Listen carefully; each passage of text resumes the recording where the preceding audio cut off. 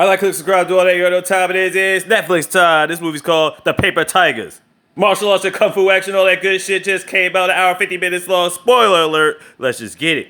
So we start with this guy fighting in the back alley. He ends up killing this dude but bows down and gives his respect and then walks off. Is there honor in death? That's crazy. Then we go back to 30 years ago. We got 3 students by the name of Danny, Jim, and Hing. Turns out this guy was their master. It goes by the name of Sifu. We found out later in the movie, part of his name stands for something. C stands for master, and Fu stands for father. And the type of art they're studying is called Gung Fu. Like G-U-N-G-F-U. You know, it's about honor, respect, and protecting the innocent and all that. As they got older, they got better, obviously. As they got older, they were doing a lot of training on their own. They still had their master, but you know. And Danny was kicking everybody's ass. Especially a kid who they grew up with by the name of Carter. They was whipping his ass every damn day. Back in the day, they used to call him Danny 8 Hands. Then they got this video in the basement where he's about to kick his ass again. Carter, you might be tough, but you ain't fucking with Danny. You already know what this is. I know what you're thinking to yourself. Danny, like Daniel's son on some Karate Kid shit. No, this ain't that. Later on throughout that time, Sifu had the ceremony for the 3 boys. And Danny became the symbol of the 3 tigers. Birthed the mark of greatness into his soul. Celebratory moment. Now this time we learned Sifu only had 3 disciples. He's never taken on anybody else after that, right?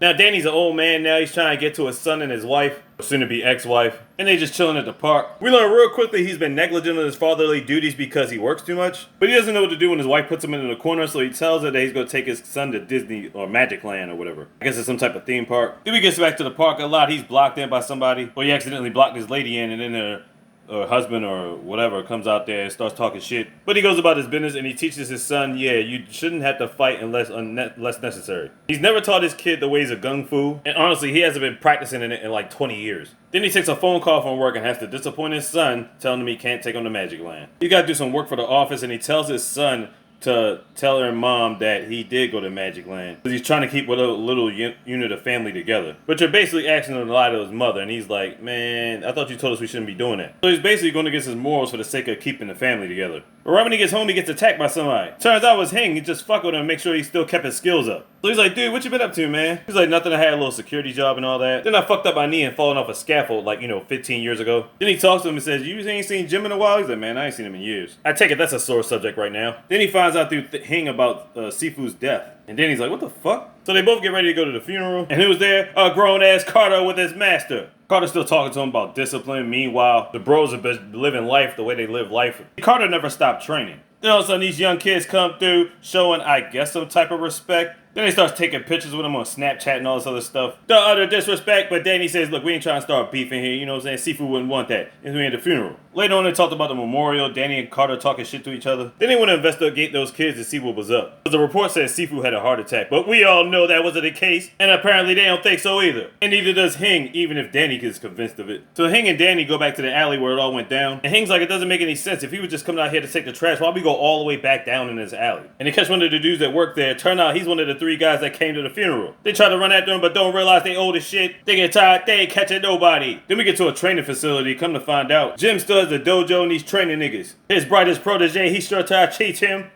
him. And the boys go through a visit, looking at all the championships. Then they see this old guy teaching people kickboxing. He tells them you gotta hear the sound of who can hit the heaviest or something like that. He tells them you can hear the power. Now that's all fine in Danny Hing, but because of his age and his bad leg, he wasn't really able to display that well. You know, as a demonstration. And then throughout the scuffle, they see Jim again. So they all meet up at the bar. Hing is trying to bring that attention, but Danny and Jim got beef. Now apparently when they was kids, Danny got accepted to go to Japan. Him and Jim were supposed to be in a tournament, but when it came time to it, Danny bailed on Jim. He was like, why would he bail on him? Definitely a little bit of discrepancy. He was like, come on, man, hash that beef out. That shit was like 25 years ago. Bottom line, at this point, we're all here together for one purpose, seafood. Despite all that, they do have a beer, and we have the 3 tigers together once again. Then we see the boy and the squad together, they get it popping, doing some training exercises and all that. And the 3 tigers are like, look, man, we got some questions. So they conduct a 2 out of 3 fight match with these niggas. If they win, the kids gotta give them information. And if they lose, then they can claim the title of the new 3 tigers. So now it's on, let's get it. Danny can still see and feel the punches, but bottom line is, his body's old, he ain't doing it no more. He lost the first round. Hing did whatever he could, he won the second matchup, so it's tied at 1-1 apiece. And now it's all up to Jim, the tiebreaker, let's get it. He gets his ass handed to him at first, but then L's him out, that's the tiebreaker, the real 3 tigers won the match. So after all that, they really tell him about the situation with Sifu. They were like, they always wanted to be 3 disciples, but he never trained them. They had to learn their ways out in the streets. But they did hear of a technique called the poison fingers, even though it was never taught to them. So they all get together at the house licking their wounds. Then the next day, Ying and Jim end up having coffee at a spot. And Ying talks about why he never went to Japan with both of them. He had a security job. He was supposed to do one last thing for Sifu, but he never talked to him, and it was like damn near 15 years went by. And he puts it all on himself that Sifu's not here anymore. It's like, damn, man, you can't hold that weight. And he felt like the three of them lost their way because of that. Meanwhile, Danny's trying to get his skills back up, and he's punching a tennis ball that's attached to his head, or a rubber band that's attached to a headband, you know what I'm saying? He's doing pretty damn good, but he's not as good as he used to be. Then they go over to Carter's dojo. Carter's talking a lot of shit, especially about the fight they had. Yeah, it was loaded up on the internet. It was like, Daddy, you got your ass whipped. You know, they respect each other out of combatants and stuff, but you know, they still gotta talk their shit. So Carter's like, look, if all three of y'all can beat me, I'll give you whatever information you can. But if I beat all three of you, you gotta get the hell out of the dojo. So Carter gets into the stance. It's just crazy. They're like, man, if you don't get out here with that shit. But Carter ends up whipping their ass decisively and pulls off Hung's wig, beating the brakes out these niggas. Carter gives him some information anyway. He tells them somebody came through here. He's like, I didn't fight him. I didn't let him in or nothing like that, but he seemed like bad news.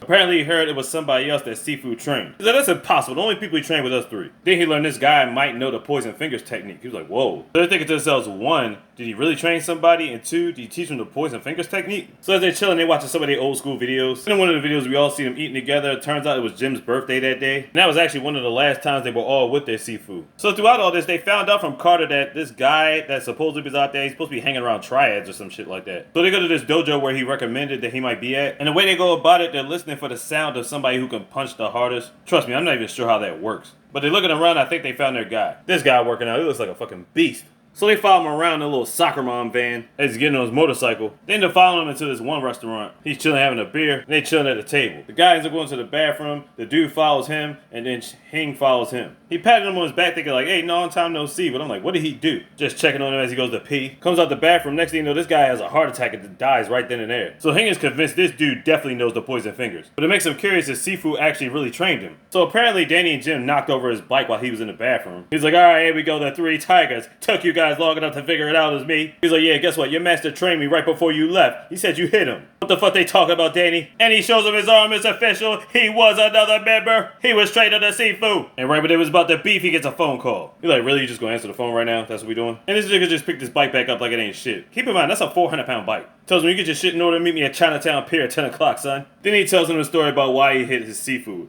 Or how he was even able to do it. So the situation was when he was offered to go to Japan, his Sifu didn't want him to do it. He didn't want him to take bribes for money. They got into an argument and he was actually able to connect and hit his own Sifu. And Jim thought the whole time he gave us his blessing. He was like, man, if I knew that, I would have never went. And Hing is like, man, enough of this shit. This guy killed our sensei. Yo, fuck out of here. And he leaves them to hash out their own differences. Meanwhile, there's a fight going on at school, and this kid was getting beat up by some people. Turns out he was trying to protect his friend from a beating and ended up getting his ass whipped. Now, his father, Danny, always told him to turn the other cheek, but hey, if necessary, you gotta put hands on him. But he told his son not to do that because he's going to a private school. He didn't want any problems, especially on his wife's end. So he tells him not to tell his mom about it. It's like, yeah, just like you told me not to tell mom about Magic Land. Like, come on. He is making his son sound like a hypocrite, and he's like, man, come on, man. You know you can't do this. I know you're trying to keep the family together, but you can't tell your son to keep lying to his mom. You know what I'm saying? Apparently, Hang met up with dude at the bridge by himself. He's like, really? By yourself? All right. And you know for a fact, this ain't looking good for Hang. Meanwhile, they all have a talk, and you know Danny can't keep this from his wife anymore. You trying to keep it together, but you go about it the wrong way. She's had enough of it, and then on top of that, his phone starts ringing again. But this time it wasn't from work, it was from Carter. She'll tell him that he ain't got his ass whipped, something terrible. And on top of that, dude hit him with the poison fingers. This ain't good. His master's gonna do whatever he can to heal him. And Danny and Jim gotta go settle the beef once and for all. He gets on the phone with his wife, has some last words with his son.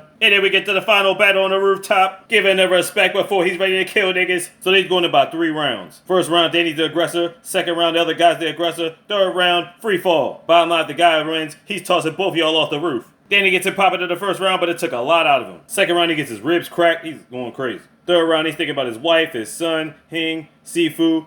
He needs to start live for everybody. And the beef is on. Somehow he was able to see it and toss him against a fucking barricade like goddamn. How the hell did he pull that off? Nobody knows. Even Jim was tripping like, oh shit. He puts a phone by him, calls 911, and leaves the phone there so they can help him out. Bottom line, they're gonna figure out who he is. They're gonna end up arresting him, but still. Fucked up out here in these streets, done. Next thing you know, we see him back with his kid. Everything's all good gravy. He's actually taking time to train him in Kung Fu. Something he said he would never do because violence is not the answer. But if you need to, you gotta fight. It's necessary. Out of respect for the Sifu. Paper Tigers on Netflix. Check it out. Like, subscribe, do all that. You're on the top of this. Look, these are the easy best.